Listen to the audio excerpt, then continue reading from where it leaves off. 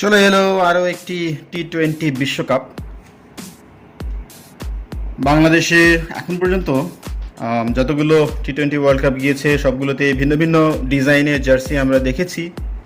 নতুন জার্সিটা দেখার আগে আসুন আমরা একটু চোখ বুলিয়ে নিই পুরনো জার্সিগুলো কেমন ছিল। এখানে আপনারা দেখতে পাচ্ছেন 2007-এর জার্সি। ভালো একটি জার্সি ছিল বলতে হবে, লাল এবং সবুজের খুব ভালো একটা কন্ট্রাস্ট। ওই বিশ্বকাপে বাংলাদেশ মোটামুটি ভালোই খেলেছে। পরবর্তীতে আমরা যাচ্ছি হচ্ছে 2009 সালের জার্সিতে।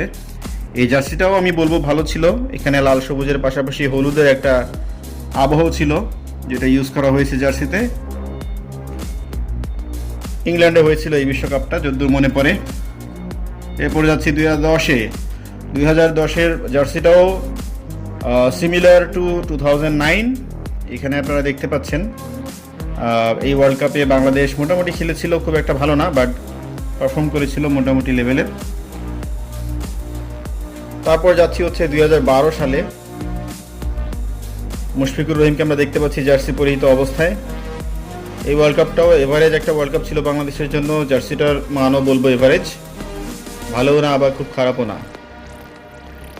তবে 2014 সালে যে জার্সিটা আমরা ব্যবহার করেছিলাম, খুবই খুবই সোজা বাংলায় বলে হচ্ছে চক্করা বক্করা। আপনারা দেখতে পাচ্ছেন এমন কালার এখানে ইউজ হয়েছে, চোখের জন্য আরামদায়ক না।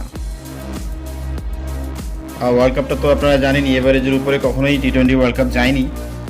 16 সালের জার্সিটা খুব ভালো ছিল, যে ডিজাইন কন্ট্রাস্ট খুবই আকর্ষণীয়। হোম জার্সিটা ভালো ছিল এবং অ্যাওয়ে জার্সিটাও কিন্তু খারাপ লাগেনি। এখানেও সবুজ এবং লালের বিপরীত ধর্মী একটা কন্ট্রাস্ট ইউজ করা হয়েছে, ভালো জার্সি। এরপর 2021-এ আমরা রেট্রো জার্সি ইউজ করি, যেটা 2007 ওয়ানডে ওয়ার্ল্ড কাপের সময় ইউজ হয়েছে। হোম জার্সিতে ঠিক ওই একই ধরনের ডিজাইন ব্যবহার করা হয়েছে। দুঃখজনকভাবে ওয়ার্ল্ড কাপটা গিয়েছিল একদম ঠিক উল্টো 2007 ওডিআই ওয়ার্ল্ড কাপের, যাচ্ছে তাই।